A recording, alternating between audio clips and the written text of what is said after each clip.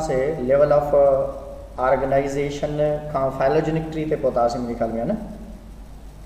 Phylogenic ट्री में तव्हांखे मुंहिंजे ख्याल में मां पढ़ायो दैट आर द इंसिस्टर्स, माना जानदारनि जा जेके इंसिस्टर्स आहिनि उहे कहिड़ा आहिनि इंसिस्टर्स, दैट आर द प्रोटिस्टेंट्स।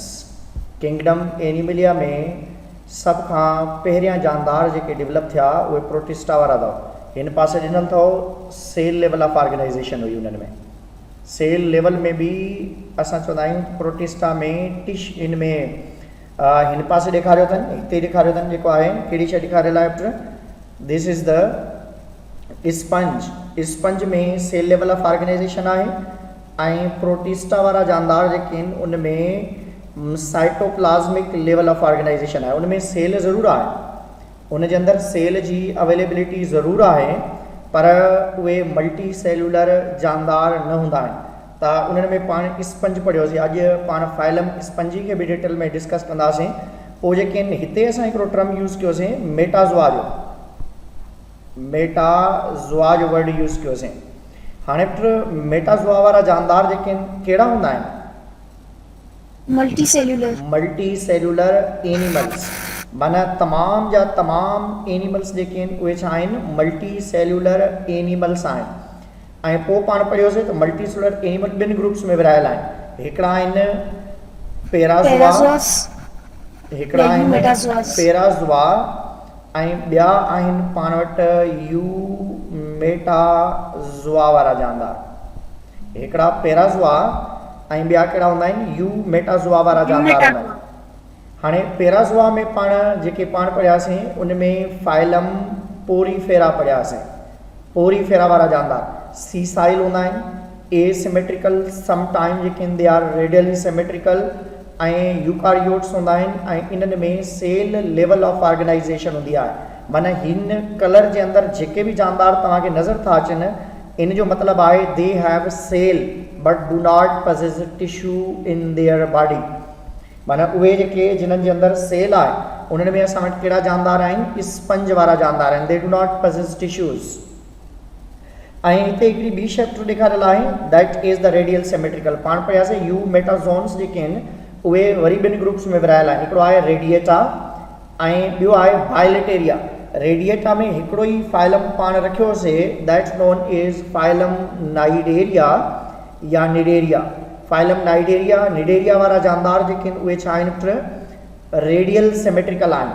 ऐं उन सां गॾु हिकु ॿ करेक्टर ॿिया बि लिखियासीं त ही डिप्लोब्लास्टिक हूंदा आहिनि, डिप्लोब्लास्टिक हूंदा आहिनि, means body possess two layers. ऐं जॾहिं त ही तमामु जानदार जेके बि आहिनि these all organisms are known as triploblastic. माना प्लेटिहेल्मिन्थेस ऐं नेमाटोड्स ऐं मोलस्कन, एनिलीड्स, अर्थ्रोपोड्स, कार्डेट्स ऐं मथियां जेके बि जानदार आहिनि all are known as triploblastic. मथियनि तमामु जानदारनि खे पाण नालो ॾींदासीं ट्रिप्लोब्लास्टिक। माना सिर्फ़ु हिकिड़े ग्रुप खे छॾे करे, ऐं उहो ग्रुप कहिड़ो आहे, that is the phylum Cnidaria, Cnidaria, Coelenterata पाण चवंदा आहियूं। ऐं इन खां बाद में पाण पढ़ियासीं त रेडियल सिमेट्रिकल में असां वटि हिकिड़ो त निडेरिया अचे थो, ॿिया वरी असां वटि पेंटा रेडियल आहिनि that are known as echinodermata वारा जानदार आहिनि। पर छो जो इकाइनोडर्मेटा में ॿिया करेक्टर्स जाम सारा जेके आहिनि बायलेटेरिया सां रिज़ेबल कंदा, त इन करे असां हिकिड़े करेक्टर खे इग्नोर था कयूं। त ईअं न आहे त असां घणनि करेक्टर खे प्रिफरेंस ॾींदासीं, पर कंहिं हिकिड़े करेक्टर खे इग्नोर करे सघूं था। उहो कहिड़ो करेक्टर आहे हिन जो, पेंटा रेडियल सिमेट्री आहे। ॿिया तमामु जानदार जेके आहिनि उहे रेडियल सिमेट्रिकल आहिनि, बायलेटरल सिमेट्रिकल आहिनि, सवाइ हिन इकाइनोडर्मेटा खे छॾे करे। ऐं उन खां बाद में हिकिड़ी ॿी शइ पाण इन बायलेटेरिया खे वरी ग्रुप में विरहायोसीं। One are the acoelomate, second are the pseudocoelomate, third one are known as coelomate. जेके एसीलोमेट आहिनि उहे कहिड़ा जानदार आहिनि, that are known as Platyhelminthes are also known as flatworms. Acoelomate जे लाइ पाण चयोसीं त उहे जानदार जंहिंमें केविटी न हुजे, विदाउट केविटी। हाणे हिकिड़ी शइ यादि रखंदो त ही बायलेटरल एसीलोमेट आहिनि कहिड़ा जानदार, जेके प्लेटीहेल्मिन्थेस वारा आहिनि। जॾहिं त फाइलम निडेरिया वारा जानदार रेडियल सिमेट्रिकल एसीलोमेट अथव। ऐं उन खां बाद में एसिमेट्रिकल सीलोमेट ऑर्गेनिजम्स कहिड़ा आहिनि असां वटि पोरीफेरा वारा, माना इन्हनि में बि सिमेट्री न आहे। जेके पोयां जानदार आहिनि असां वटि ही वारा जेके ऑर्गेनिजम्स आहिनि, जीअं पाण वटि ही निडेरिया आहे या ही पोरीफेरा आहे ऐं उन खां बाद में ही प्लेटिहेलमिंथिस, इन्हनि टिननि खे पाण एसिलोमेट चई सघूं था। ऐं जॾहिं त हिन ग्रुप खे पाण सीडोसिलोमेट जो नालो ॾींदा आहियूं। ऐं बाक़ी इन खां मथियां वारा जेके बि जानदार आहिनि, from this to this one you can say that all are known as coelomate. Coelom means body cavity. हाणे सीलोम ताईं पाण पहुतासीं कल्ह। सीलोम जा ॿ करेक्टर्स, ॿ पार्टीशन्स आहिनि। One are known as protostomes and other are known as a deuterostome. मां तव्हांखे प्रोटोस्टोम ऐं डिटरोस्टोम जो कंसेप्ट ॿुधायो हुयो। प्रोटोस्टोम्स उहे जेके माउथ पहिरें डेवलप कनि ऐं एनस बाद में। Phylum mollusca, phylum annelida, phylum arthropoda, these all 3 organisms are known as protostomes, coelomate protostomes. ऐं जॾहिं त ही 3 ग्रुप्स जेके आहिनि डिटरोस्टोम्स में ईंदा आहिनि, फाइलम कॉर्डेटा, इकाइनोडर्मेटा ऐं ॿियो हिकिड़ो रहिजी वियो आहे हिते, उहो कहिड़ो आहे? हेमिकॉर्डेटा। गुड। हेमिकॉर्डेटा वारा जानदार जेके आहिनि उहे हिन ग्रुप जे अंदरि ईंदा। हाणे तव्हां हिन खे यादि रखण जे लाइ छा कंदव त इन जे लाइ तव्हां वर्ड यूज़ कंदव। पहिरीं तव्हां हिकिड़ी शइ यादि रखंदव, दीज ऑल आर यूकारियोट्स। तव्हां चवंदव, तव्हांखे जेकॾहिं चयो वञे त फॉर एग्जाम्पल तव्हां फाइलम पोरीफेरा जा करेक्टर ॿुधायो, तव्हां चवंदव these are eukaryotes, metazoans, parazoans ऐं उन खां बाद में they have cell level of organisation. जॾहिं फॉर एग्जाम्पल तव्हांखे फाइलम कॉर्डेटा जे बारे में पुछियो वञे त तव्हां हितां खां ईंदव, they are eukaryotes, they are metazoan, they are eumetazoan, they are bilateral, they are coelomate, they are deuterostomes and chordates जेके आहिनि हीअ जानदार आहिनि। पर जेकॾहिं फाइलम अर्थ्रोपोडा जे बारे में पुछियो वञे त तव्हां सेम तरीक़े सां ईंदव, they are eukaryotes, multi cellular ऐं यूमेटाज़ोन्स ऐं उन खां बाद में तव्हां चवंदव त दे आर सीलोमेट, प्रोटोस्टोम्स ऐं अर्थ्रोपोड्स जेके आहिनि उनजो सेकंड नेम कहिड़ो आहे अर्थ्रोपोड्स जो? Jointed appendages. Jointed appendages वारा जानदार। गुड। हाणे मुंहिंजे ख्याल में फाइलोजेनिक ट्री हिन खे चइबो आहे। This is known as phylogenetic tree, or we can say this is a evolutionary tree of kingdom Animalia. बाबा तव्हां हिन खे पाण ठाहींदव। कल हिकिड़ो ठहियल तव्हांखे नाइडेरियन सीलोमेट आहिनि न? जी बाबा। सर नाइडेरियन सीलोमेट में था? नाइडेरियन सीलोमेट आहिनि न, नाइडेरियन सीलोमेट न आहिनि, ए सीलोमेट आहिनि। उन्हनि में डाइजेस्टिव गट मौजूदु आहे। But that's not coelom. The vascular cavity undia coelentron. Coelentron is not a cavity for the organs. पाण पढ़ी आयासीं त सीलोम उनखे चइबो आहे a cavity which is mesodermal origin in which visceral organs are located. जॾहिं त निडेरिया में नई विज़रल ऑर्गन्स आहिनि, नई मीज़ोडर्म आहे ऐं नई जेके सीलोम जी अवेलेबिलिटी आहे हिन में। तंहिंजे करे तव्हां चई सघो था phylum Porifera, phylum Cnidaria, phylum Platyhelminthes, these all 3 are known as acoelomate organisms. पर फ़र्क़ु आहे, जेके पोरीफेरियंस आहिनि पैराज़ोन्स एसीलोमेट आहिनि, निडेरियंस वारा रेडियल सिमेट्रिकल एसीलोमेट आहिनि ऐं प्लेटिहेलमिंथिस वारा बायलेटरल एसीलोमेट ऑर्गेनिजम्स आहिनि। ऐं हिकिड़ो ग्रुप सीडोसिलोमेट आहे दैट्स नोन एज नेमाटोड्स। ऐं जॾहिं त ॿिया तमामु जानदार जेके आहिनि उहे सीलोमेट ग्रुप में ईंदा आहिनि। हलूं हुते, का शइ अहिड़ी जेका सम्झ में न आई हुजे पुछी वठो।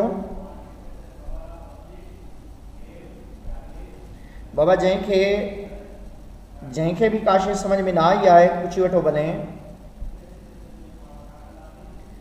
हलूं हुते। सर सब समझ में अची वियो। जी पुट। सर थोरो रिपीट कयो। हाँ रिपीट तो कयां। कहिड़ी शइ रिपीट कयां? फाइलम पोरीफेरा वारा जानदार जेके आहिनि, दीज आर पैराज़ोन्स, ही पैराज़ोआ वारा जानदार आहिनि। बाबा तव्हांखे हिकिड़ी कल्ह पिक मूं शो कई हुई, तव्हांखे व्हाट्सअप ग्रुप ते सेंड कई हुई। तव्हां उनखे पंहिंजे नमूने सां ठाहे सघो था। जीअं जीअं मां करेक्टर्स ॿुधाईंदो वञा तव्हां उनजे अंदरि एड कंदा वञो। तव्हां पहिरें लिखोसि मेटाज़ोन्स, यू मेटाज़ोन्स, पोइ इन यू मेटाज़ोन्स ऐं पैराज़ोन्स खे अलॻि करे छॾियो। पोइ पैराज़ोआ वारा जानदार उन्हनि जा करेक्टर्स लिखो ऐं रेडियल सिमेट्रिकल अलॻि करे छॾियो। ईअं जीअं कल्ह हिकिड़ी ठहियल तव्हांखे मोकिली हुई, मूं जेका हिकिड़ी पिक मोकिली हुई, उहा सिर्फ़ु तव्हांखे सम्झाइण लाइ हुयो त तव्हां पंहिंजे घर में हिकिड़ी अहिड़े क़िस्म जी फाइलोजेनिक ट्री ठाहियो जो तव्हांखे हीउ चैप्टर कवर करण में तव्हांखे आसानी थिए। तव्हां 10 मिंटनि जे अंदरि सॼो चैप्टर कवर करे सघो था जेकॾहिं सीरियसली तव्हां फाइलोजेनिक ट्री ठाहे छॾियो हिकिड़ी त। कल्ह जेका तव्हांखे फाइलोजेनिक ट्री मोकिली मूं उन जे अंदरि तव्हां छा लिखंदव, हाणे हीउ त हिते सिर्फ़ु प्लेटियल में त लिखियलु आहे, तव्हां इन खे क्लासिस में बि ग्रुप करे सघो था। हाणे अॻे इन जा क्लास लिखोसि ऐं क्लास जे अंदरि उन जा एग्ज़ाम्पल लिखी छॾियोसि। माना अहिड़े तरीक़े सां तव्हां वटि तमामु जानदार जेके बि आहिनि, जीअं एनीलीड आहे, इन खे बि तव्हां अॻिते सिक्वेंस में आणे सघो था, इन जी क्लासिफिकेशन बि फर्दर, छो जो जीअं पाण पढ़ंदा हलंदासीं तव्हां हिकिड़ो वॾो जेको आहे चार्ट वठो ऐं स्टडी टेबल जे साम्हूं लॻाए छॾियो इन खे ऐं उन में तव्हां पेंसिल सां या पेन सां लिखंदा वञो त जीअं तव्हांखे आसानी थिए, तव्हां बहितर तरीक़े सां डेली बेस ते तव्हां इन शइ खे कवर करे सघो। फाइलोजेनिक ट्री जेकॾहिं वंस तव्हां ठाहे छॾींदव त तव्हांखे कॾहिं बि का परेशानी न थींदी। हमेशह 10 खां 15 मिंटनि जे अंदरि तव्हां इन सॼे चैप्टर खे कवर करे सघो था।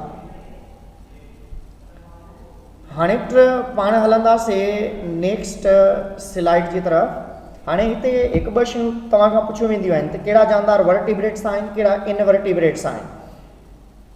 बाबा वर्टिब्रेट्स सिर्फ़ु कार्डेटा जो कुझु ग्रुप्स आहिनि, बाक़ी ॿिया सभु इनवर्टिब्रेट्स आहिनि। कुझु कार्डेटा जा, दोबारा सम्झी वञो त माना वर्टिब्रेट्स जेके आहिनि कार्डेटा में पयल आहिनि। छा में पयल आहिनि? फाइलम कॉर्डेटा जे अंदरि पयल आहिनि। ऐं ॿिया जेके बि फाइलम्स आहिनि उन्हनि खे नॉन कार्डेट्स चइबो अथव। फाइलम पोरीफेरा हुजे, फाइलम नेडेरिया हुजे, फाइलम प्लेटियल मिंथिस हुजे, नेमाटोड्स हुजनि, मलोस्कन हुजनि, आर्थ्रोपोड्स हुजनि, इकाइनोडर्मेट्स हुजनि ऐं हेमिकॉर्डेट्स हुजनि। इवन कार्डेटा जो भी कुछ पहिरियों ग्रुप जेको आहे इनवर्टिब्रेट कार्डेट्स जेके आहिनि उहे बि इनवर्टिब्रेट्स आहिनि। हाणे वर्टिब्रेट्स उनखे चइबो जंहिंमें बैकबोन हुजे, जंहिंमें वर्टिब्रल कॉलम हुजे। तव्हां ॾिसो हिते ग्रुप ॾिनल आहिनि जेके वर्टिब्रेट्स आहिनि। ॿ टे शयूं तव्हांजूं ज़ाहिर थींदियूं हिते जेके क्वेश्चन्स अची सघनि था। हिकिड़ा हूंदा आहिनि वार्म ब्लडेड वर्टिब्रेट, माना जंहिंजी बॉडी जो टेम्परेचर हमेशह सेम रहंदो आहे हर कंडीशन में। तव्हां वटि हिकिड़ा आहिनि मेमल्स ऐं ॿिया आहिनि बर्ड्स। ॿिया हूंदा आहिनि कोल्ड ब्लडेड, जंहिंमें तव्हां वटि फिश, एम्फीबियंस ऐं रेप्टाइल्स अचनि था। इहे टई ग्रुप्स जेके आहिनि कोल्ड ब्लडेड अथव। कोल्ड ब्लडेड असां चवंदा आहियूं इनखे जेके आहिनि पुकाइलोथर्म्स खे, पुकाइलोथर्म्स कोल्ड ब्लडेड खे चइबो अथव पुकाइलोथर्म्स खे। पुकाइलोथर्म्स जो वर्ड यूज़ कंदा आहियूं पाण। ऐं इनखे ॿियो नालो ॾिबो अथव एक्टोथर्म्स। माना अहिड़ा जानदार जेके पंहिंजी बॉडी टेम्परेचर खे अराउंड एंड सराउंड जे लिहाज़ सां मेंटेन कनि, उनखे पाण एक्टोथर्म्स चवंदा आहियूं। Cold blooded also known as ectotherms. Warm blooded is known as endotherms. Warm blooded छा हूंदा आहिनि? एंडोथर्म्स हूंदा आहिनि। पाण एंडोथर्म्स आहियूं। हाणे तव्हांखे यादि रखिणो आहे त कहिड़ा जानदार वार्म ब्लडेड, कहिड़ा जानदार जेके आहिनि कोल्ड ब्लडेड। वार्म ब्लडेड असां वटि मेमल्स ऐं बर्ड्स आहिनि। ॿिया तमामु जानदार कोल्ड ब्लडेड अथव, चाहे इंसेक्ट बि भले छो न हुजनि। हीअ वर्टिब्रेट कोल्ड ब्लडेड जी ॻाल्हि थो करे। वर्टिब्रेट कोल्ड ब्लडेड जेके आहिनि पाण वटि फिश, रेप्टाइल ऐं एम्फीबियंस आहिनि। इन वर्टिब्रेट्स जो मतिलबु आहे जंहिंमें रीढ़ जी हॾी न हुजे, बैकबोन न हुजे ऐं विदाउट लेग वारा बि तव्हां वटि ॾिनल आहिनि। विदाउट लेग वारा जानदार जेके आहिनि पाण वटि कहिड़ा आहिनि? ॿ ग्रुप कॉमनली लेग वारा ईंदा आहिनि। हिकिड़ा इंसेक्टा, हिकिड़ा आहिनि इंसेक्टा ऐं ॿिया आहिनि तव्हां वटि करस्टेसिया ऐं मिलीपेड्स वारा जानदार जेके आहिनि। या असां चवंदा आहियूं क्लास इंसेक्टा जा जानदार जेके आहिनि ऐं या अर्थ्रोपोडा जा कुझु ग्रुप्स जेके आहिनि उन्हनि में जॉइंट्स हूंदा आहिनि। बाक़ी तक़रीबन जॉइंट्स वारा जानदार न हूंदा आहिनि। ऐं इन में विदआउट लेग वारा जानदार जेके आहिनि तव्हां वटि तमामु वॉर्म्स अचनि था, प्लेटियल मिंथिस, नेमाटोड्स अचनि था, एनिलीड्स अचनि था।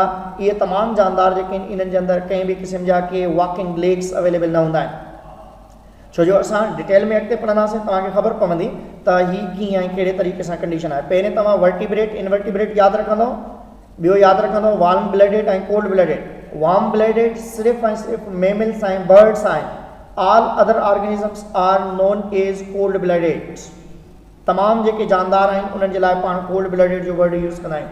हाणे हिते कुझु फिगर्स बि ॾिनल आहिनि जेके तव्हांजे ज़हन में हुजनि।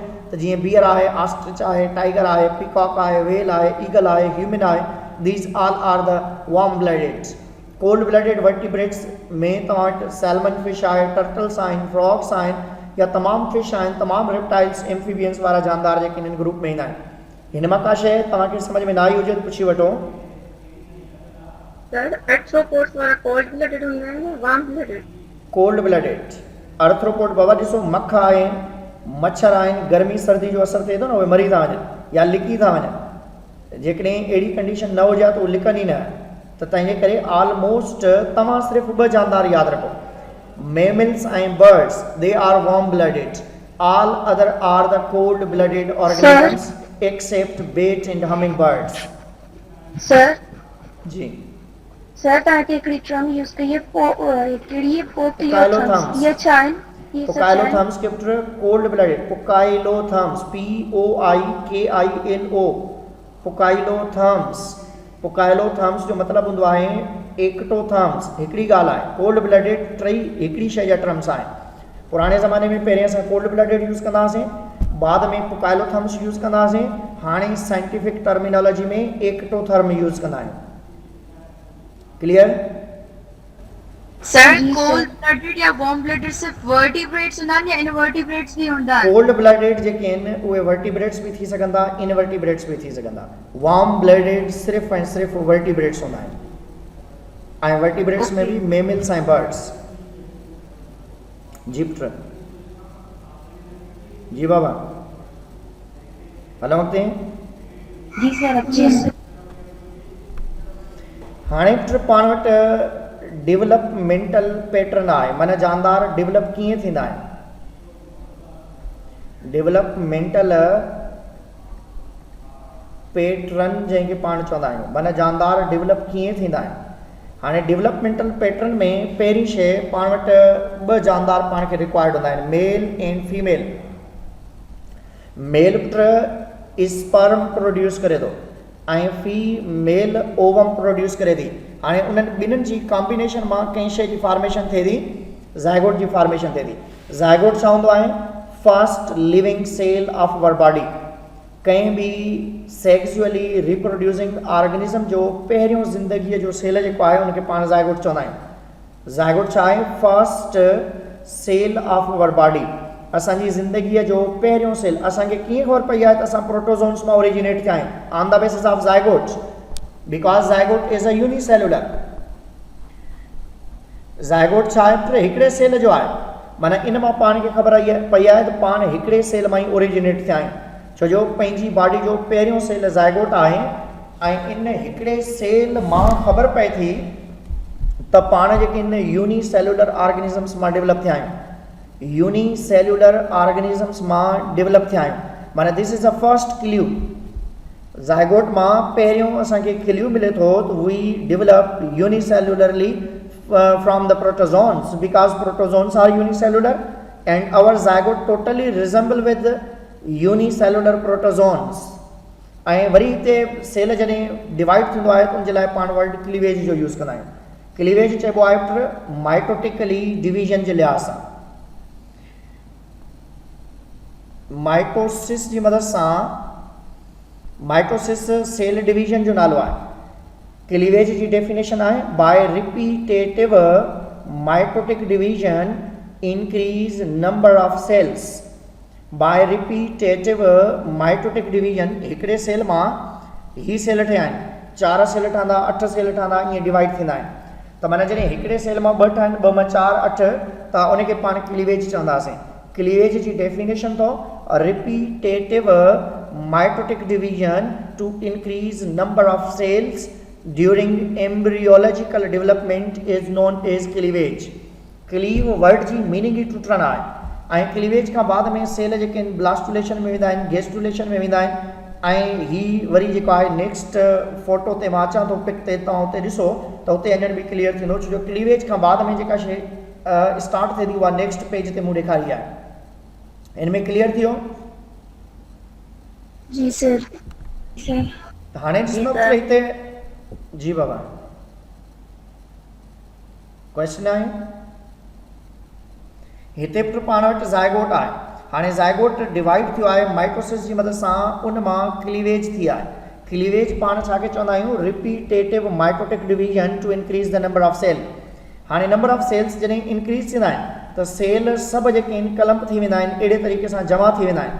हाणे उन जमा थियल हिकिड़ी स्ट्रक्चर खे जेका पहिरें ठहंदी आहे, उनजे लाइ पाण वर्ड यूज़ कंदा आहियूं मोरूला जो। छा चवंदा आहियूं उनखे पुट? मोरूला जो। माना ही जेकॾहिं सालन बाल जी बाबा चवंदा आहियूं उनखे लाइक अ सालन बाल लाइक जेकॾहिं हिनखे तव्हां मिटाए करे हिनखे तव्हां मोरूला चओसि त ही पूरी स्ट्रक्चर जेका तव्हांखे जनरली नज़र थी अचे, मोरूला में छा हूंदो आहे, कंहिं बि क़िस्म जी का स्पेस न हूंदी आहे। मोरूला चइबो आहे पुट सॉलिड बॉल लाइक स्ट्रक्चर खे, solid ball like structure is called morula. Structure ऐं प्रोसेस खे पाण छा चवंदा आहियूं? Morulation. Modulation. Good. Process is known as modulation ऐं उन मटीरियल खे पाण नालो ॾींदासीं मोरूला। हाणे मोड्यूलेशन खां बाद में ही अंदरि हिकिड़ी केविटी स्पेस ॾेखारींदा आहिनि, this is known as a block. हाणे तव्हां पाण पुट हिकिड़ो स्टोन खणो, माना जेकॾहिं स्टोन वारी कारकाशे तव्हांखे नज़र थी अचे जंहिंजे अंदरि कंहिं बि क़िस्म जी का स्पेस न आहे, त उनखे तव्हां नालो ॾींदव त ही मोड्यूलेशन आहे, मोरूला आहे। पर जेकॾहिं तव्हां टेनिस बॉल खणंदव त टेनिस बॉल ॿाहिरियां तव्हांखे सॉलिड नज़र ईंदी, पर जॾहिं उनखे तव्हां कट ॾींदव त अंदरि तव्हांखे सेंट्रली उनजे अंदरि घप या केविटी नज़र ईंदी। हाणे उन केविटी जे बेस ते तव्हां चई सघो था त दैट स्पेस या central cavity is known as a blastocoel. माना ब्लास्टुलेशन में सॉलिड बॉल लाइक स्ट्रक्चर मां अंदरि हिकिड़ी स्पेस डेवलप थिए थी, this is a space, this space is known as blastocoel. हाणे ब्लास्टोसील अॻिते हली करे कोने मां हिकिड़ो सुराख डेवलप कंदी आहे। अॻिते जेकॾहिं हीअं ठाहियूंसि पाण त इन ब्लास्टोसील जे कोने मां हिकिड़ो नंढड़ो सुराख डेवलप थींदो आहे, दैट नोन एज ब्लास्टोपोर, जेको नेक्स्ट गेस्टुलेशन में बि ॾेखारियल अथव। पर इहो ब्लास्टोपोर ओरिजिनेट कॾहिं थींदो आहे? ब्लास्टुलेशन में, पर क्लियर कॾहिं थींदो आहे वञी करे गेस्टुलेशन में। त इन करे जेकॾहिं तव्हां खां पुछो वञे त ब्लास्टोपोर फॉर्म कॾहिं थिए थो, तव्हां चवंदव गेस्टुलेशन में। ओपनिंग जेका ज़ाहिर थिए थी उहा कॾहिं थिए थी? गेस्टुलेशन में। ऐं गेस्टुलेशन में जॾहिं ही ओपनिंग लाइ इन माउथ इन ब्लास्टोपोर मां कंहिं शइ जी फॉर्मेशन थींदी आहे? Mouth and anus. माउथ या एनस जी। जेकॾहिं जानदार प्रोटोस्टोमा आहे त माउथ, जेकॾहिं जानदार डिटरोस्टोमा आहे त उन मां एनस जी फॉर्मेशन थी। माना हिकिड़ा हूंदा आहिनि एनस वारा जानदार, ॿिया हूंदा आहिनि माउथ वारा जानदार। जंहिंमें एनस डेवलप थिए उहे ब्लास्टोपोर वारा जेके आहिनि प्रोटोस्टोम्स, ऐं जंहिंमां माउथ डेवलप थिए उहे प्रोटोस्टोम्स, जंहिंमें एनस डेवलप थिए उनखे पाण डिटरोस्टोम्स जो नालो ॾींदासीं। हाणे जॾहिं इन में लेयर्स क्लियर थी वञनि बिल्कुलु, हीअ जेके मथियूं लेयर्स हिते डेवलप थींदियूं, ॿाहिरियां जेके सेल हूंदा उन्हनि खे पाण नालो ॾींदा आहियूं इपीब्लास्ट सेल्स। ऐं हेठियां जेके सेल्स हेठि हिते अवेलेबल आहिनि इन पॉइंट ते, इनखे नालो ॾिबो अथव hypoblast cells. One is epiblast and other one is hypoblast. हाणे हिन लेयर जे अंदरि ही सेंट्रल जेका स्पेस तव्हांखे नज़र थी अचे, ही वारी, this is known as blastocoel. हाणे इन में इन्वेजिनेशन थींदी आहे त तव्हां ॾिसो ही अंदरि हिकिड़ी जेका स्पेस बि अंदरि क्रिएट थिए, जंहिंजे करे छा थींदो वञी करे 3 लेयर्स सेल जे अंदरि इन जे अंदरि एम्ब्रियो में क्लियर थी वेंदियूं। हिकिड़ी एक्टोड्रम क्लियर थी वेंदी, एंडोड्रम क्लियर थी वेंदी, ऐं उन खां बाद में ॿी लेयर जेका आहे सेंट्रली डेवलप थींदी, उनखे पाण नालो ॾींदासीं मीज़ोड्रम। दोबारा सम्झी वेंदो, जॾहिं 3 लेयर्स, हाणे पहिरीं ब्लास्टोपोर ऐं 3 लेयर्स जॾहिं क्लियर डेवलप थी वञनि त उन स्टेज खे पाण नालो ॾींदासीं गेस्टुलेशन। गेस्टुलेशन जी पूरी डेफिनेशन अथव। छा डेफिनेशन आहे गेस्टुलेशन जी? Formation of germinal layers, formation of germinal layers. माना जॾहिं जर्मिनल लेयर्स बिल्कुलु क्लियर थी वञनि त उनखे पाण गेस्टुलेशन जो नालो ॾींदा आहियूं। गेस्टुलेशन में जर्मिनल लेयर्स बिल्कुलु क्लियर थी वेंदियूं आहिनि ऐं बिल्कुलु क्लियरली असांखे नज़र ईंदियूं आहिनि। माना एक्टोड्रम एंडोड्रम ॿई क्लियर नज़र ईंदियूं आहिनि ऐं सेंट्रली हिकिड़ी ॿी लेयर ठहंदी वञे जंहिं करे पाण मीज़ोड्रम जो नालो ॾींदा आहियूं। ऐं मीज़ोड्रम वारो रीजन जेको आहे उहो कंहिं मां डेवलप थींदो आहे वञी करे इन ब्लास्टोसील वारे रीजन ते। हाणे दोबारा सम्झी वेंदो, पहिरें ज़ाइगोट ठहंदो, पोइ क्लीवेज थींदी, क्लीवेज में सेल्स जी तादाद वधंदी, पोइ सभु जा सभु सेल कलम्प थींदा, जमा थींदा, सॉलिड बॉल लाइक स्ट्रक्चर ठहंदी, मोड्यूलेशन चवंदा। ऐं जॾहिं उनजे अंदरि सेंट्रली हालो स्पेस या केविटी डेवलप थींदी, उनखे ब्लास्टो सील चइबो आहे ऐं उन स्टेज खे पाण ब्लास्टुलेशन जो नालो ॾींदा आहियूं। हाणे ब्लास्टुलेशन खां बाद में जर्मिनल लेयर्स 3 डेवलप थींदियूं आहिनि, माना एक्टोड्रम, एंडोड्रम ऐं मीज़ोड्रम। कंहिं जानदार में 2 लेयर्स डेवलप थींदियूं आहिनि, जंहिंमें 2 थियनि त उनखे छा चवंदासीं? डिप्लोब्लास्टिक। ऐं जंहिंमें 3 थियनि त पुट उनखे पाण छा चवंदा आहियूं? डिप्लोब्लास्टिक।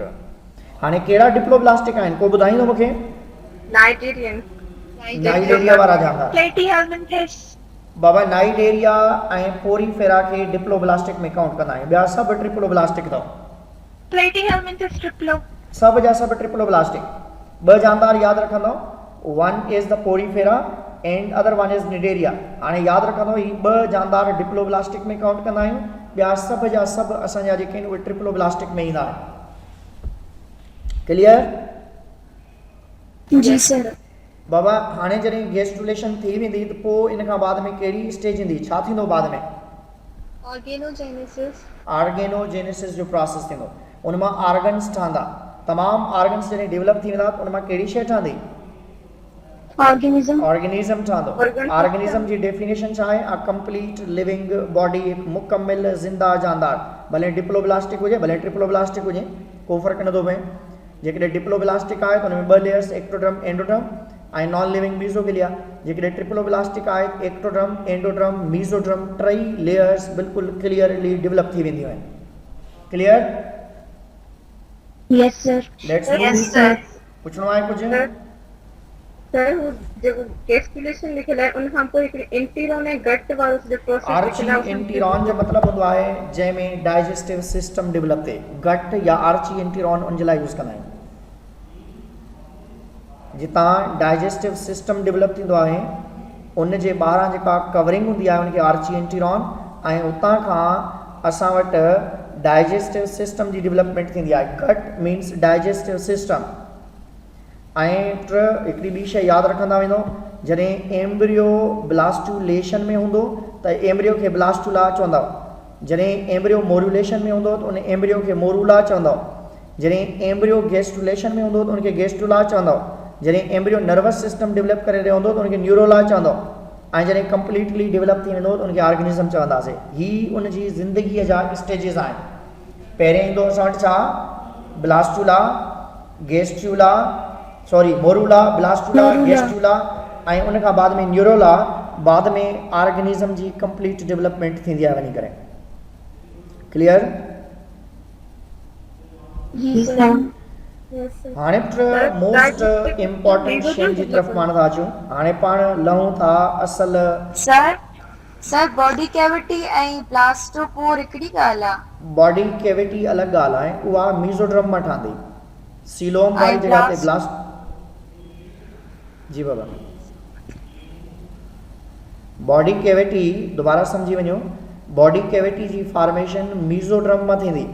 ऐं जॾहिं त मां ॿुधायसि त निडेरिया वारा जानदार जेके आहिनि उन्हनि में मीज़ोड्रम हूंदी ई न आहे, तंहिंजे करे उनजो डाइजेस्टिव ट्यूब अंदरि सेंट्रली हिकु ब्लाइंड डेवलप थींदो आहे। फाइलम पोरीफेरा वारा जानदार जेके आहिनि इन्हनि खे पोरीफेरा छो चइबो आहे? पोरी वर्ड जी मीनिंग आहे पोरस। पोरी मीन्स पोरस ऐं फीरा वर्ड जी मीनिंग आहे असल में बियरिंग। पोरीफेरा जो मतिलबु आहे पोर बियरिंग ऑर्गेनिज़म, माना अहिड़ा जानदार जंहिंजे जिस्म ते, जंहिंजी बॉडी ते सुराख हुजनि, नंढड़ा नंढड़ा सुराख हुजनि। हिते ॾिसो तव्हांखे नज़र पिया अचनि, हिते जेके मथियां ही ट्यूब्स आहिनि, हिते जेके ओपनिंग्स आहिनि, इनखे पाण नालो ॾींदासीं, छा नालो ॾींदासीं? जेके मथां मथां पोर्स आहिनि, कंहिंजी टोपीअ ते नज़र पिया अचनि असांखे लास्ट में मथे ओस्टिया या ओस्क्यूलम। ओस्टिया जेके हूंदा आहिनि, हिकिड़ा हूंदा आहिनि ओस्टिया, ॿिया हूंदा आहिनि ओस्क्यूलम। ओस्टिया जेके आहिनि उहे हिकिड़ा हूंदा आहिनि, नंढड़ा हूंदा आहिनि, जाम सारा हूंदा आहिनि, उन्हनि जे लाइ पाण वर्ड यूज़ कंदा आहियूं ओस्टिया। सर जी बाबा ॿुधायो। जी सर स्पंजिस के असां डिप्लोप्लास्टिक चई था सघूं? हा, माना कलेक्टिवली असां वटि डिप्लोब्लास्टिक जी कैटेगरी में ईंदा आहिनि। हाणे इन्हनि जानदारनि जी बॉडी में जेके नंढड़ा सुराख हूंदा आहिनि, for example this is a body, हाणे इन बॉडी जे मथां जेका ही ओपनिंग आहे this is known as a osculum, ऐं हिते नंढा नंढा पोर्स इन जी बॉडी ते मौजूदु हूंदा आहिनि, उनखे ओस्टिया चइबो आहे। One is a ostia and other is a osculum. Ostia उहे जेके इन करंट कंदा आहिनि, जेके पाणी खे अंदरि छॾींदा आहिनि। ओस्कुलम उहे जेके पाणी खे ॿाहिरि कढंदा आहिनि। पाणी अंदरि आणण जे लाइ ओस्टिया, पाणी खे ॿाहिरि कढण जे लाइ ओस्कुलम जी अवेलेबिलिटी हूंदी आहे। इनखे पुट स्पंज छो चइबो आहे? छो जो ही स्कच ब्राइट, तव्हां घर में बर्तन धोइण जे लाइ हिकिड़ी शइ यूज़ कंदा आहियो, स्कच ब्राइट। उन स्कच ब्राइट खे जेकॾहिं तव्हां ॾिसंदव त उन में कीअं फोम वारी का नंढा नंढा जेके सुराख हूंदा आहिनि, ईअं चयो थो वञे त इन्हनि जानदारनि जी बॉडी ते बि नंढा नंढा सुराख अवेलेबल आहिनि। हाणे उन्हनि सुराखनि जे हुअण जे करे पाण चवंदा त that are the sponge, foam like आहिनि, नंढा नंढा सुराख आहिनि। पोरीफेरा मीन्स पोर्स वारा आहिनि। इन्हनि जी बॉडी ते ॿिनि क़िस्मनि जा सुराख आहिनि, one is the ostia and osculum, that's why they are known as a poriferans. They are foam like, they are sponge like, that's why they are known as sponge. Clear? जी sir. हाणे put तव्हां इन्हनि खे ॾिसंदा हूंदव, जीअं तव्हांखे board ते नज़र पिया अचनि स्लाइड ते, त they are attached with substratum, solid object सां तव्हांखे ही अटैच पिया नज़र अचनि। ही वारा ॾिसो जीअं, या उहे हिते नज़र पिया अचनि तव्हांखे, या हिन पासे कुझु नज़र पिया अचनि, त इहे उहे आहिनि जेके कंहिं सॉलिड ऑब्जेक्ट सां, पत्थर सां, स्टोन सां, कंहिं न कंहिं शइ सां अटैच्ड हूंदा आहिनि। ही असांखे छा में नज़र पिया अचनि पहिरियों ॿुधायो? तो तव्हांखे किथे नज़र पिया अचनि? पाणी जे अंदरि नज़र पिया अचनि। These are completely aquatic organism, ऐं सभ जा सभ जानदार इन जा मरीन अथव, accept few 150 species that are the fresh water organisms। दोबारा सम्झी वेंदो, ही ऑलमोस्ट जानदार जेके आहिनि मेरीन वाटर में मिलंदा आहिनि असांखे। इन जा कुझु जानदार जेके आहिनि असांखे फ्रेश वाटर में मिलंदा आहिनि, ऐं जेके फ्रेश वाटर में मिलंदा आहिनि उहे डेमो स्पंज ग्रुप में रखियल आहिनि इन जा।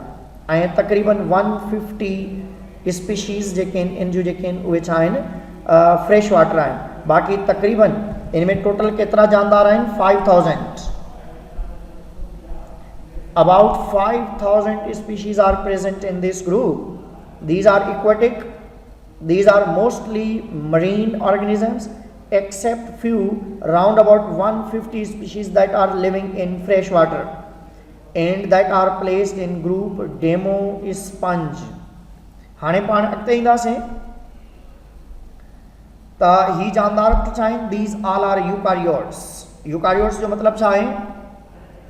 Means their cell possess nucleus, their cell possess nucleus and they are multicellular। ऐं मल्टीसेल्युलर आहिनि। इन्हनि जी बॉडी ॿी कहिड़ी थी असांखे नज़र अचे? एसिमेट्रिकल नज़र थी अचे।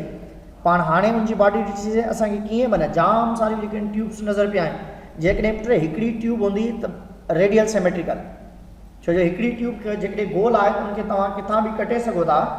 जेकॾहिं हिकिड़ी ट्यूब आहे त रेडियल सिमेट्रिकल, जेकॾहिं जाम सारियूं ट्यूब्स आहिनि हिकिड़ी बॉडी ते तव्हांखे एसिमेट्रिकल मिलंदी। एसिमेट्रिकल जो मतिलबु आहे इन जी बॉडी इरेग्युलर आहे। छा इन जी बॉडी इरेग्युलर आहे? तव्हां इन जी बॉडी खे तव्हां इक्वल पार्ट्स में कटे नथा सघो। माना जंहिंजी बॉडी खे तव्हां इक्वल पार्ट्स में कटे न सघो उनखे पाण चवंदा आहियूं त उहा एसिमेट्रिकल आहे। रेडियल सिमेट्रिकल जो मतिलबु आहे गोल आहे, राउंडेड बॉडी आहे। माना जेकॾहिं फॉर एग्जाम्पल पाण वटि ही हिकिड़ी बॉडी हुजे आहे ईअं, त हिन खे त पाण कटे सघूं पिया न, हीअं कटे सघूंसि पिया, अहिड़े तरीक़े सां हीअं कटे सघूंसि पिया, हीअं बि कटे सघूंसि पिया, त पाण इन खे ॿ खां वधीक इक्वल पीसिस में कट करे सघूं था। तंहिंजे करे तव्हां चवंदव त ही जानदार कुझु रेडियल सिमेट्रिकल आहिनि, but almost they are asymmetrical organisms in nature. ही जानदार मेटाजोन्स आहिनि। पाण पढ़ियासीं तमामु एनिमल्स खे मेटाजोन्स ही चइबो आहे, तमामु एनिमल्स खे। सर थोड़ा रिपीट कजो। कहिड़ी चैप्टर? सर रेडियल सिमेट्रिकल खां थोड़ा रिपीट कजो। ही बाबा एसिमेट्रिकल ऑर्गेनिजम्स बि आहिनि। जेकॾहिं अहिड़ी बॉडी आहे एसिमेट्रिकल, जेकॾहिं हिकिड़ी ट्यूब आहे उहे रेडियल सिमेट्रिकल, तंहिंजे करे ही एसिमेट्रिकल बि आहिनि, रेडियल सिमेट्रिकल बि आहिनि। माना कुझु जानदार इन जा रेडियल सिमेट्रिकल, बाक़ी तक़रीबन जेके आहिनि उहे एसिमेट्रिकल ऑर्गेनिजम्स आहिनि।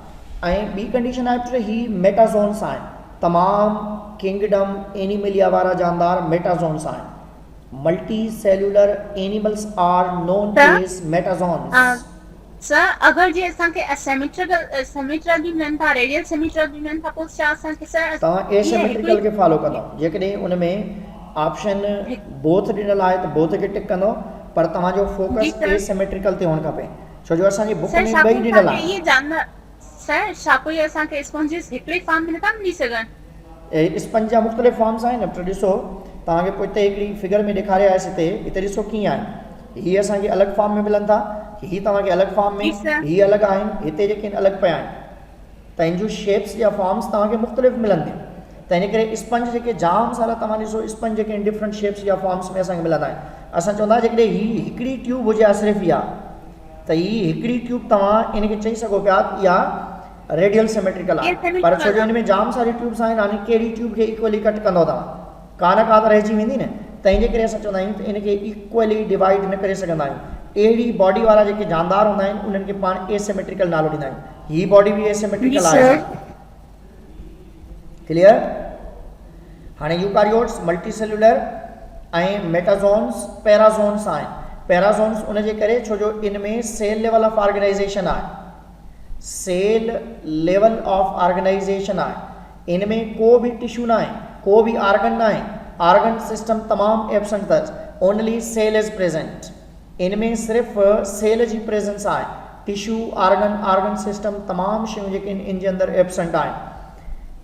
हाणे हिकिड़ी ॿी chapter cell level of organisation आहे हिन में, ऐं ही इंजेस्टिव आहिनि, छो जो सेल मेम्ब्रेन जी मदद सां मटीरियल खे अंदरि खणी करे डाइजेस्ट कंदा आहिनि, डाइजेस्टेड फूड खे एब्जॉर्ब न कंदा आहिनि। माने ही छा कंदा आहिनि, ही डाइजेशन जे लिहाज़ सां मटीरियल खे डाइजेस्ट कंदा आहिनि। हाणे उन डाइजेशन जे लिहाज़ सां जेकॾहिं पाण ॾिसंदासीं त ही असल में इंजेस्टिव आहिनि, पर मटीरियल्स हिननि खे खाधो मिलंदो किथां आहे? फिल्टर फीडर अथव। These are filter feeders. Phylum Porifera वाला त पैराजोन आहिनि न? पैराजोन्स आहिनि, पैराजोन्स बाबा चइबो आहे सेल लेवल ऑफ ऑर्गेनाइजेशन जे बेस ते, पर ही फिल्टर फीडर्स उन्हनि जी न्यूट्रिशन आहे। न्यूट्रिशन आहिनि जी। पैराजोन्स असां इंजेस्टिव जो मतिलबु इहो आहे त सेल मेम्ब्रेन जी परमिएबल आहे, सेल मेम्ब्रेन मां मटीरियल्स अंदरि खणी करे ही डाइजेस्ट कंदा आहिनि, पर डिज़ोल्व सब्सटेंसेस माना जानदार मरंदा आहिनि, उन्हनि जानदारनि जी डेड बॉडी पाणी जे अंदरि डिज़ोल्व थी वेंदी आहे, पोइ उनखे पंहिंजे ओस्टिया जी मदद सां अंदरि खणंदा आहिनि। जॾहिं उहो मटीरियल बॉडी जे अंदरि अची थो वञे त उनखे सेल जी मेम्ब्रेन जी मदद सां एब्जॉर्ब करे करे अंदरि डाइजेस्ट कंदा आहिनि, छो जो इन्हनि में लाइज़ोसोम्स अवेलेबल आहिनि, छो जो सेल्स जे अंदरि लाइज़ोसोम्स जी अवेलेबिलिटी आहे। लाइज़ोसोम्स जी मदद सां ही डाइजेस्ट करण जी एबिलिटी रखनि था। ऐं फिल्टर फीडर अथव, ऐं तव्हांखे ख़बर आहे तक़रीबन 10 सेंटीमीटर जो जेकॾहिं ट्यूब हुजे त तव्हांखे डेली तक़रीबन 20 लीटर पाणी, माना जेकॾहिं 20 सेंटीमीटर जो आहे त 10 लीटर पाणी तव्हांखे जेको आहे फिल्ट्रेट करे ॾेई सघे थो। That depend on the length of tube, छो जो ही एब्जॉर्बटिव आहिनि, पाणी अंदरि खणंदा आहिनि ऐं उन मां जेको गंद हूंदो आहे मटीरियल हूंदो आहे उहो पाणी एब्जॉर्ब करे वठंदा आहिनि, साफ़ पाणी खे ॿाहिरि कढंदा आहिनि। तंहिं जे करे पाण इन्हनि खे पास्ट में फिल्ट्रेशन जे लिहाज़ सां बि यूज़ कंदा हुआसीं, ऐं उन खां बाद में पास्ट में इनखे स्पेशली डिफरेंट अदर पर्पज़ लाइ बि यूज़ कबो हुयो, जंहिंजे करे असां लास्ट में ईंदासीं पोइ तव्हांखे ॿुधाईंदासीं इन जी इंपॉर्टेंस कहिड़ी आहे। इन में स्पाइक्यूल्स हूंदा आहिनि, पाण वटि एंडोस्केलेटन आहे, हॾ आहिनि पाण वटि, इन्हनि में एंडोस्केलेटन हूंदो आहे पर कैल्शियम कार्बोनेट जो ठहियलु हूंदो आहे, कैल्शियम कार्बोनेट जो ठहियलु हूंदो आहे, या उन खां बाद में कैल्शियम कार्बोनेट जो ठहियलु हूंदो आहे, या सिलिका जो ठहियलु हूंदो आहे, सिलिका जो ठहियलु हूंदो आहे, सिलिका, या उन खां बाद में पाण पढ़ी आयासीं स्पंजन फाइबर जो, ट्रेंशियन जो हूंदो आहे, या कैल्शियम कार्बोनेट जो, या सिलिका जो, या स्पंजन फाइबर प्रोटीन्स जो ठहियलु हूंदो आहे, या कैल्शियम कार्बोनेट जो, या सिलिका जो, या स्पंजन फाइबर प्रोटीन्स जो ठहियलु हूंदो आहे। तंहिं जे करे स्पाइक्यूल्स जेके आहिनि मुख़्तलिफ़ क़िस्म जा हूंदा आहिनि ऐं मुख़्तलिफ़ शेप्स ऐं मुख़्तलिफ़ स्ट्रक्चर में इहे डेवलप थींदा आहिनि। त स्पाइक्यूल्स किथे हूंदा आहिनि इहे बि असां इन जी फिगर में अचूं था। इन में केनाल सिस्टम बि हूंदो आहे, अस्कन टाइप, साइकन टाइप, ल्यूकन टाइप, इहो बि ॿुधायां थो तव्हांखे। इन जी बॉडी जे अंदरि मुख़्तलिफ़ क़िस्म जा जानदार हूंदा आहिनि, के अस्कन जानदार जहिड़ा हूंदा आहिनि, के साइकन जानदार जहिड़ा हूंदा आहिनि, के ल्यूकन जानदार जहिड़ा हूंदा आहिनि। ऐं इन में 5000 स्पीशीज़ आहिनि तव्हांखे ॿुधायसि। इन्हनि में सेल लेवल ऑफ ऑर्गेनाइजेशन आहे ऐं इन जे अंदरि जेके आहिनि कुझु सेल्स अवेलेबल हूंदा आहिनि। हाणे वाटर करंट जे लिहाज़ सां हिते वाईंदसि, हिते ॾिसंदो तव्हां इन फिगर में तव्हां वधीक सम्झी सघो था। हाणे ही जेके नंढा नंढा सुराख हिते ॾेखारियल आहिनि, हिते जेके नंढा जेके सुराख ॾेखारियल आहिनि, जेके तव्हां ॾिसो पिया पुट,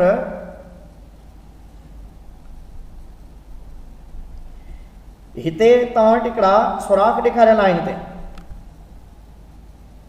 सॉरी बेटा, ही पंहिंजो पाण पियो हले हीअं।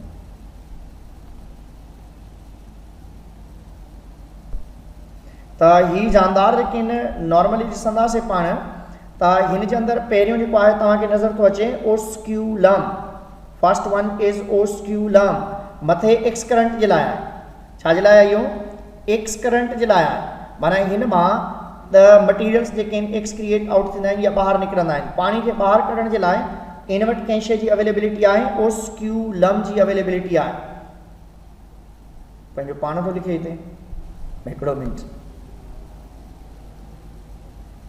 Here is all.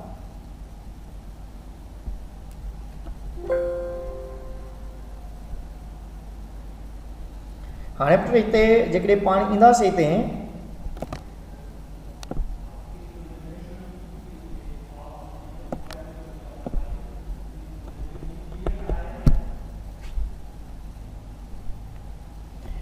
हाणे हिते ॾिसंदा वञूं, टच कयांसि थो, जेको आहे उहो लिखण में जेको आहे ग़लति शइ थो लिखी वञे।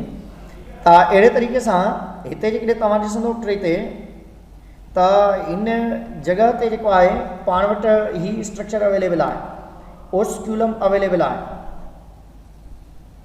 कंहिं शइ जी अवेलेबिलिटी आहे, छा थो करे, कंहिं शइ जी अवेलेबिलिटी आहे, इन में ओस्क्यूलम जी अवेलेबिलिटी आहे। हाणे ओस्क्यूलम फॉर एग्जाम्पल ही वारा स्ट्रक्चर्स जेके आहिनि हिन खे पाण ओस्क्यूलम चवंदा। हाणे इन ओस्क्यूलम जो मतिलबु इहो आहे त हिन मां पाणी ॿाहिरि थो निकिरे। हिते ॾेखारियल आहे, ॾिसंदो तव्हां त पाणी जी जेका आहे आउट मीन्स बॉडी खां ॿाहिरि थो निकिरे। ऐं हिते हिकु ॿी शइ ॾेखारियल आहे जंहिंखे पाण ही ओस्टिया चवंदा। ओस्टिया जेके आहिनि नंढड़ा नंढड़ा पोर्स आहिनि, ही वारा जेके आहिनि हिते जेके ॾेखारियल आहिनि, हिते ॾिसंदो ॾेखारियल आहिनि, ही वारा ॾेखारियल आहिनि। त इन नंढनि नंढनि पोर्स खे पाण नालो ॾींदा आहियूं ओस्टिया। ऐं जेको ही पोर आहे इनखे पाण नालो ॾींदा आहियूं इहो ओस्क्यूलम आहे। त इन में ओस्टिया ऐं ओस्क्यूलम ॿिनि क़िस्मनि जा पोर्स अवेलेबल आहिनि। Ostia for the incurrent and osculum is specially for the excurrent. माना पाणी खे अंदरि खणण जे लाइ पाण वटि ओस्टिया ऐं पाणी खे ॿाहिरि कढण जे लाइ माना पाणी अंदरि थो अचे ओस्टिया जी मदद सां ई आहे, ऐं अहिड़े तरीक़े सां ओस्टिया जी मदद सां पाणी अंदरि थो अचे। ऐं हिन जॻह ते ही स्पंजोसील कैविटी मौजूदु आहे। This is known as a spongocoel. इन स्पंजोसील खे ॿियो नालो छा ॾिबो आहे पुट? स्पंजोसील कैविटी आहे। ऐं आवाज़ अचे पियो? हेलो गर्ल्स, जी सर, आवाज़ अचे पियो। अलाए मां चयो डिस्कनेक्ट थी वियो शायदि। हाणे स्पंजोसील, हाणे इन जॻह ते जेकॾहिं ॾिसंदो इन में टिनि क़िस्मनि जा इन जी बॉडी ते सेल्स बि अवेलेबल आहिनि। One is known as pinacocytes. Pinacocyte हमेशह इन जी ॿाहिरीं स्किन डेवलप कंदा आहिनि, आउटर लेयर डेवलप कंदा आहिनि। जेके आउटर लेयर डेवलप कंदा आहिनि दैट नोन एज पाइनेकोड्रम्स ठाहिण वारा जेके आहिनि पाइनेकोसाइट हूंदा आहिनि। हिते ॾेखारियल अथव पाइनेकोसाइट्स ठाहींदा आहिनि। पाइनेकोसाइट्स ठाहिनि पाइनेकोसाइट आर द सेल्स। हाणे हिन में टिनि क़िस्म जा सेल आहिनि। One are the pinacocyte, other one are the choanocytes, ऐं उन खां बाद में टियां जेके सेल्स हूंदा आहिनि असां वटि उहे हूंदा आहिनि एमोबोसाइट्स।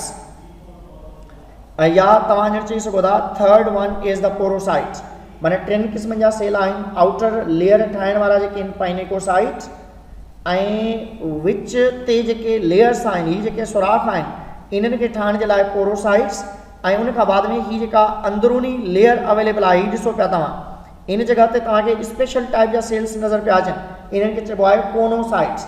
छो जो कोनोसाइट्स जो मतिलबु आहे इन्हनि में अहिड़े क़िस्म जी हिकिड़ी स्ट्रक्चर हूंदी आहे ऐं उन जे अंदरां सेंट्रली सीलिया ॿाहिरि निकितल हूंदी आहे, फ्लैजिला ॿाहिरि निकितल हूंदी आहे। तंहिंजे करे पाण चवंदा आहियूं त इन्हनि में कॉलर आहे ऐं कॉलर जे अंदरि सेंट्रली फ्लैजिला जी अवेलेबिलिटी आहे। इन्हनि जी सभ खां ॿाहिरीं लेयर जेका आहे उहा पाइनेकोसाइट जी ठहियल हूंदी आहे नंढड़ा नंढड़ा जेके पोर्स हूंदा आहिनि उहे पोरोसाइट्स जा ठहियल हूंदा आहिनि। अंदरूनी जेका स्पंजोसील कैविटी आहे उहा कंहिं सां कवर्ड हूंदी आहे, कोनोसाइट सां। ऐं अंदरि सेंट्रली बॉडी जे अंदरि कुझु सस्पेंडेड सेल्स बि हूंदा आहिनि जंहिंखे एमोबोसाइट्स चइबो आहे। असांजी किताब जे अंदरि नाला टे ॾिना अथनि, हालांकि 4 क़िस्म जा सेल्स अवेलेबल आहिनि। हिकिड़ा आहिनि पाइनेकोसाइट, पोरोसाइट, कोनोसाइट्स ऐं एमोबोसाइट्स। नाला बि 4 ॾिना अथनि, पर 4th वन जेके आहिनि उहे एमोबोसाइट्स आहिनि। ऐं अंदरि हिकिड़ी स्ट्रक्चर ॿी ॾेखारियल आहे जंहिंखे पाण नालो ॾींदा आहियूं स्पाइक्यूल्स जो, दैट आर सेंट्रली प्रेजेंट। अंदरि सेंटर जेके आहिनि तव्हां ॾिसंदव सेंट्रली अंदरि जेके आहिनि स्ट्रक्चर असांखे नज़र पियो अचनि, इन्हनि स्ट्रक्चर्स खे पाण नालो ॾींदा आहियूं त दैट आर द स्पाइक्यूल्स। हाणे इहे स्पाइक्यूल्स कंहिं में कैल्शियम कार्बोनेट, कंहिं में स्पंजन फाइबर, कंहिं में प्रोटीन कंहिं में सिलिका, कैल्शियम कार्बोनेट ऐं स्पंजन फाइबर जा इहे ठहियल हूंदा आहिनि। हाणे पाण जेकॾहिं ईंदासीं हिन ते त पाण वटि जेकॾहिं हिते ॾिसंदो हिन में त पाण वटि जेका आहे नेक्स्ट स्लाइड ते पाण ईंदासीं पुट। हिते ॾिसो सर तव्हां, प्लीज या वरी रिपीट कजो। वरी ॿुधायां, इन जानदार जी बॉडी खे असां एनाटोमिकली ॾिसूं पिया, जेका आउटर लेयर आहे सभ खां ॿाहिरीं जेका लेयर डेवलप थी आहे,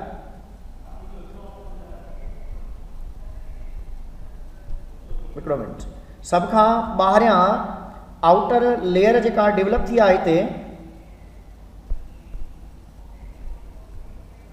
हिते ॾिसंदो आउटर लेयर जेका डेवलप थी आहे हिते, उहा कंहिंजे करे डेवलप थी आहे, उहा लेयर स्पेशली डेवलप थी आहे इन पोरोसाइट्स जे करे, कोनोसाइट्स जे करे। इन में जेकॾहिं तव्हां ॾिसंदो त मां इनखे लेज़र सां खणा थो, ही वारा जेके आहिनि तव्हां वटि पोरोसाइट्स आहिनि। हाणे इहे पोरोसाइट्स जेके आहिनि उहे ही ॿाहिरीं लेयर जेका डेवलप थिए थी उन जे करे आहिनि। ही आउटर लेयर जेका डेवलप थी आहे that's due to the porocytes, pinacocytes. ऐं ही जेके सुराख आहिनि, ही वारा जेके सुराख आहिनि, हिते जेके सुराख आहिनि, इहे कंहिंजे करे डेवलप थिया आहिनि, ड्यू टू द पोरोसाइट। ऐं ही ओस्कुलम वारी कंडीशन बि हिन मां डेवलप थी आहे। ऐं ही अंदरूनी जेका लेयर तव्हांखे नज़र पई अचे, दिस वन, ही अंदरूनी जेका लेयर तव्हांखे नज़र पई अचे हेठियां वारी ही ॾिसो, इहा कंहिंजी ठहियल आहे, कोनोसाइट्स जी।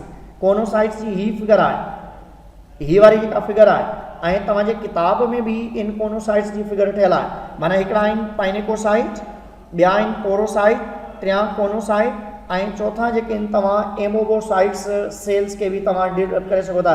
हाणे जेका अंदरूनी लेयर आहे ही वारी, इहा कंहिंखे कवर थी करे पुट स्पंजोसील खे। हाणे अंदरि जेको आहे मटीरियल अचे थो, हाणे उन मटीरियल खे ॿाहिरि धिकण जे लाइ, हितां खां ॿाहिरि जी तरफ़ धिकण जे लाइ हिते जेके आहिनि कंहिं शइ जी अवेलेबिलिटी आहे, इन कोनोसाइट्स जी अवेलेबिलिटी आहे। इहे कोनोसाइट सेल्स जेके हूंदा आहिनि, इहे ज़्यादातर छा कंदा आहिनि, पंहिंजी सीलिया खे, फ्लैजिला खे वाइब्रेट कराईंदा आहिनि ऐं उनजी मदद सां ई एक्स करंट क्रिएट कंदा आहिनि। माना एक्स क्रिएट अनडाइज मटीरियल जेको आहे फूड पाणी अंदरि थो अचे हितां खां ऐं हिते थो पहुचे, ऐं उन पाणी खे ॿाहिरि धिकण जे लाइ कंहिं शइ जी अवेलेबिलिटी आहे, there is availability of these choanocytes. इन्हनि कोनोसाइट्स जी सेंट्रली अवेलेबिलिटी आहे हिते। क्लियर? जी सर। अमीबोसाइट्स जो फंक्शन छा आहे? जी बाबा,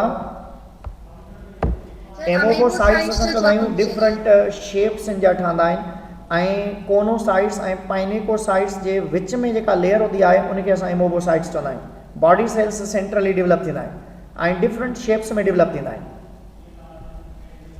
अॻिते हलूं।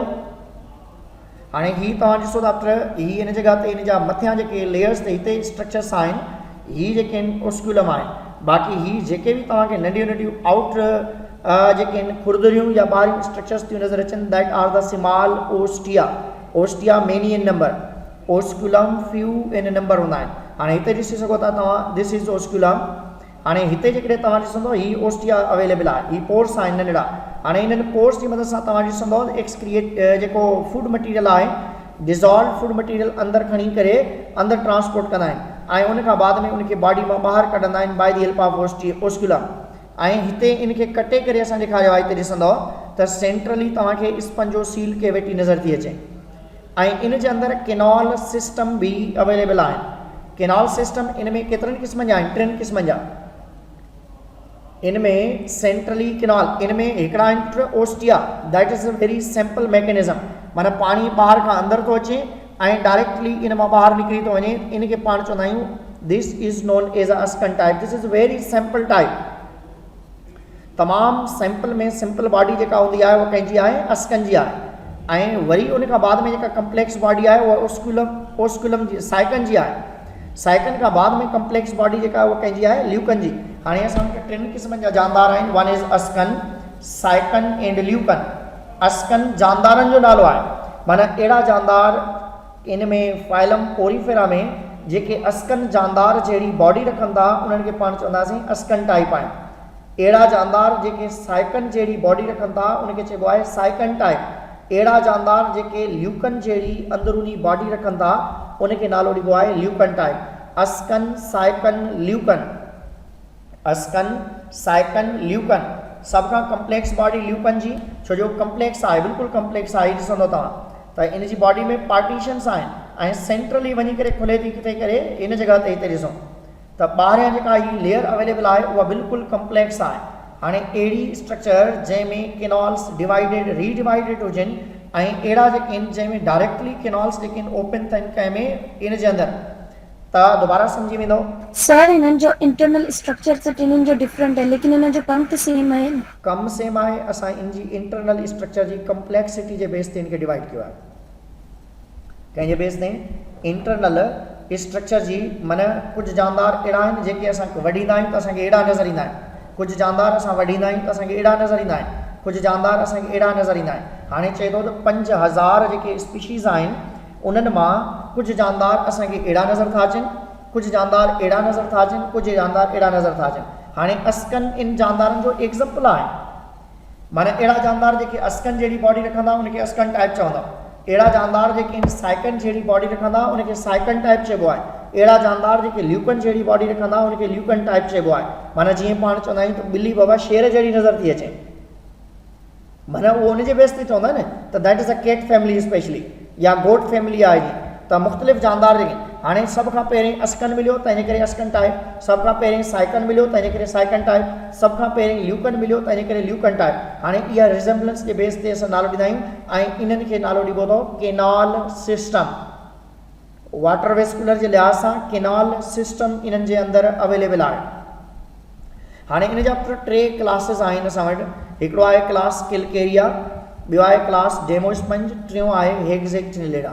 जेके क्लास किलकेरिया वारा आहिनि इन्हनि जी classification on the basis of availability of spicules जे बेस ते आहे, माना इन जा स्पाइक्यूल्स कहिड़ी शइ जा ठहियल आहिनि। जेके किलकेरिया वारा आहिनि इन्हनि जा अंदरूनी जेके स्पाइक्यूल्स आहिनि उहे कैल्शियम कार्बोनेट जा ठहियल आहिनि। त इन्हनि में जेको एग्ज़ाम्पल आहे असां वटि सेलथीरिन आहे, ल्यूकोसिलिन आहे, स्काइफा आहे।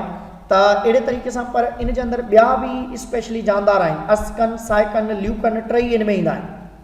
अस्कन, साइकन ऐं ल्यूकन जानदार क्लास किलकेरिया में ईंदा अथव। अस्कन, साइकन, ल्यूकन, अस्कन, साइकन, ल्यूकन जेके जानदार आहिनि टई जा टई उहे क्लास किलकेरिया में ईंदा आहिनि। ऐं डेमो स्पंज में असां वटि स्पंजिला, स्पंजिया, सेलोनिया, या असां चवंदा आहियूं डेमो स्पंज अचनि था, यू स्पंज अचनि था, बाथ स्पंज अचनि था। इहे तमामु जानदार जेके आहिनि डेमो स्पंज ग्रुप जे अंदरि ईंदा आहिनि। ऐं ॿिया आहिनि हेक्सेक्टिनिलिडा, हेक्सेक्टिनिलिडा में यू प्लेक्टिला ईंदो आहे। यू प्लेक्टिला खे चइबो आहे वीनस बास्केट फ्लावर, छो जो इहो तमामु ख़ूबसूरत जानदार हूंदो आहे ऐं इन जी फिगर तव्हांजे किताब में ॾिनल आहे। हेलोनेमा बि जानदार जेके इन ग्रुप जे अंदरि ईंदा आहिनि। फाइलम पोरीफेरा जी classification on the basis of spicules आहे। क्लास किलकेरिया में कैल्शियम कार्बोनेट जा स्पाइक्यूल्स हूंदा आहिनि। डेमो स्पंज में स्पाइक्यूल्स एब्सेंट हूंदा आहिनि या स्पंजन फाइबर प्रोटीन्स जा ठहियल हूंदा आहिनि।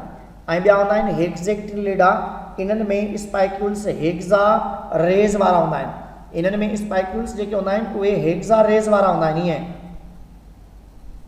अहिड़े तरीक़े सां माना 6 जेके आहिनि एंगल्स हूंदियूं आहिनि हेक्सेक्टिनिलिडा वारनि जानदारनि में,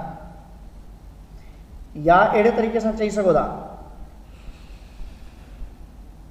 6 जेके आहिनि इन में नंढियूं नंढियूं जेके आहिनि लकीरूं हूंदियूं आहिनि। माना जेकॾहिं 6 नंढियूं नंढियूं रेज़ हूंदियूं त उनखे असां हेक्सेक्टिनिलिडा में रखंदासीं। डेमो स्पंज वारा जेके जानदार आहिनि उहे बाथ स्पंज, यू स्पंज, स्पंजीला ऐं इन्हनि में जेकॾहिं तव्हां ॾिसो टे ही वारा जानदार जेके आहिनि इहे ॿई जानदार जेके आहिनि मरीन आहिनि ऐं जॾहिं त ही वारा जानदार फ्रेश वाटर अथव। Class Calcarea and Hexactinellida both are known as marine organisms. Demosponge वारा जानदार जेके आहिनि that are known as fresh water organisms जेके आहिनि उहे हूंदा आहिनि। हाणे इन जे इकोनॉमिकल इंपॉर्टेंस जी तरफ़ ईंदासीं त स्पंज वारा जो मरीन कहिड़ा आहिनि, फ्रेश कहिड़ा आहिनि? क्लास किलकेरिया ऐं क्लास हेक्सेक्टिनलिडा इहे ॿई मरीन आहिनि। क्लास किलकेरिया, क्लास हेक्सेक्टिनलिडा ॿई मैरीन आहिनि ऐं डेमो स्पंज जेके आहिनि फ्रेश वाटर आहिनि। क्लास किलकेरिया में कैल्शियम कार्बोनेट जो स्पाइक्यूल हूंदो आहे ऐं हेक्सेक्टिनलिडा में सिलिका जो स्पाइक्यूल हूंदो आहे ऐं हिन में स्पंजन फाइबर प्रोटीन हूंदो आहे। स्पंजन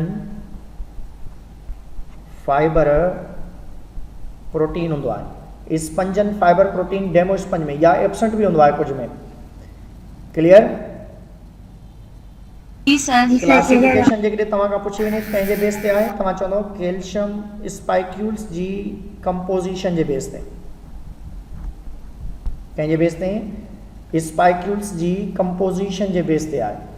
हाणे पोरीफेरा, किलकेरिया, डेमो स्पंज, हेक्सेक्टिनलिडा वारा जी बाबा सर ये ट्री टाइप आहिनि साइकोन, ल्यूकोन ऐं एस्कोन टिनी जा कैनाल सिस्टम चेंज आहिनि। हाणे इन्हनि टिननि खे पहिरें मरतबा ॾिसो न, पहिरें मरतबा अस्कन जानदार मिलियो। हाणे जॾहिं अस्कन जानदार मिलियो त उनखे ॾिठूं त अस्कन जे अंदरि ही बॉडी आहे। पोइ उन खां बाद में रिजेम्बलेंस जे बेस ते माना इन ग्रुप जे अंदरि जेके जानदार अस्कन जहिड़ा हुया उन्हनि जे लाइ चयो वियो त ही अस्कन जहिड़ा था नज़र अचनि, तंहिंजे करे अस्कन टाइप। ॿिया जानदार जॾहिं साइकन मिलियो त वरी पहिरीं दफ़ा साइकन मिलियो चेंज में, वरी जॾहिं ॾिठूं त ॿिया वरी जानदार साइकन जहिड़ा ई आहे, तंहिंजे करे चयो साइकन टाइप आहिनि, साइकन जहिड़ी बॉडी था नज़र आहे। टियां वरी जेके आहिनि असांखे ल्यूकन जहिड़ी बॉडी ॾिनो। ही जानदारनि जा नाला आहिनि। अस्कन बि जानदार जो नालो आहे, साइकन बि जानदार जो नालो आहे, ल्यूकन बि जानदार जो नालो आहे। पोइ असां चवंदा आहियूं हीअ अस्कन जहिड़ा आहिनि, हीअ साइकन जहिड़ा आहिनि, हीअ ल्यूकन जहिड़ा आहिनि। जी बाबा ही सॼा हर्माफ्रोडाइट हूंदा आहिनि। ही सभु जा सभु जेके आहिनि हर्माफ्रोडाइट ऑर्गेनिजम्स आहिनि ऐं उन खां बाद में सी साइल हूंदा आहिनि। इन्हनि जो लार्वा डेवलप थींदो आहे। इन्हनि में सेक्सुअल रिप्रोडक्शन बि थींदी आहे, ए सेक्सुअल बि। Sexual reproduction by the help of regeneration कनि था या फ्रेगमेंटेशन जंहिंखे असां चवंदा आहियूं उनजी मदद सां। ऐं ऐं ॿी हिकिड़ी फॉर्मेशन थींदी आहे गेम्यूलीज़। गेम्यूलीज़ फॉर्मेशन जी मदद सां ए सेक्सुअल रिप्रोडक्शन कंदा था। गेम्यूलीज़ में छा हूंदो आहे, उहे मटीरियल्स क्लम्प थींदा आहिनि, जमा थींदा आहिनि अनफेवरेबल कंडीशन में ऐं वरी जॾहिं फेवरेबल कंडीशन ईंदी आहे त उनजी बॉडी जर्मिनेट थींदी आहे। Sexual reproduction by the help of larva कंदा आहिनि ऐं लार्वा जी तव्हांखे ख़बर आहे, तव्हांखे कल्ह ॿुधायसि एम्फीब्लास्ट्यूला लार्वा हूंदो आहे। कहिड़ो लार्वा हूंदो आहे? Amphiblastula larva. This is motile. adult sponge is sessile while these larvae are known as motile in nature. Amphiblastula larvae is motile in nature. Sexual reproduction कंदा आहिनि, ए सेक्सुअल बि। सेक्सुअल जे लिहाज़ सां हर्माफ्रोडाइट आहिनि। ए सेक्सुअल जेके आहिनि ही रीजनरेशन, फ्रेगमेंटेशन, गेम्यूलीज़ फॉर्मेशन, बडिंग बि करे सघनि था, त ही कॉमन तरीक़ेकार। पर ही अनफेवरेबल कंडीशन में कंदा अथव गेम्यूलीज़ फॉर्मेशन, ॿिया सभु फेवरेबल में। अनफेवरेबल कंडीशन में जीअं तव्हां इन जे अंदरि पढ़ंदा आहियो स्पेशली बैक्टीरिया जे अंदरि त एंडोस्पोर फॉर्मेशन कंदा आहिनि, उहे पंहिंजे जेनेटिकल मटीरियल खे प्रोटेक्ट कंदा आहिनि। ही बि पंहिंजे लिविंग सेल्स खे प्रोटेक्ट करण जे लाइ ही तरीक़ेकार यूज़ कंदा आहिनि। हाणे लास्ट मां थोरो ॿुधाए वठां त पोइ जेको आहे हिनखे वाइंड अप था कयूं। फाइलम पोरीफेरा वारा जानदार तमामु घणा इम्पॉर्टेंट आहिनि, छो जो पास्ट में असां हिनखे फिल्टर जेका आहे फिल्ट्रेशन जे लाइ यूज़ कंदा हुआसीं ऐं ॿियो हिन खां बाद में फ्लूइड फीडर हुअण जे करे ही जानदार स्पेशली ऑपरेशन थिएटर्स में यूज़ कया वेंदा हुआ। ऑपरेशन थिएटर में छा कंदा हुआ त जिते ऑपरेट कबो हुयो त उते ही फ्लूइड खे सक कंदा हुआ या मटीरियल खे सक करण जे लाइ उनखे यूज़ कबो हुयो, छो जो काटन या कपास या अहिड़ियूं डिस्पोजेबल शयूं जेके घटि यूज़ थींदियूं। ऐं ॿियो इहो आहे त इनखे असां घरनि में इको प्रोड्यूस थियण खां बचाइण जे लाइ यूज़ कंदा आहियूं। माना घर जे अंदरि जेकॾहिं तव्हां लॻाईंदो त घर में जेको गूंज हूंदी आहे, आवाज़ु हूंदो आहे, इको प्रोड्यूस थींदो आहे, उहो डेवलप न आहे थींदो इंसानु। त इनखे ऐं डेकोरेटिंग पीसिस जे लाइ यूज़ करे सघो था ऐं इनखे कलरेशन जे लिहाज़ सां यूज़ करे सघो था। मुख़्तलिफ़ जेके इन्हनि जूं कॉम्बिनेशन्स आहिनि जंहिंमें असां इनखे यूज़ करे सघूं था।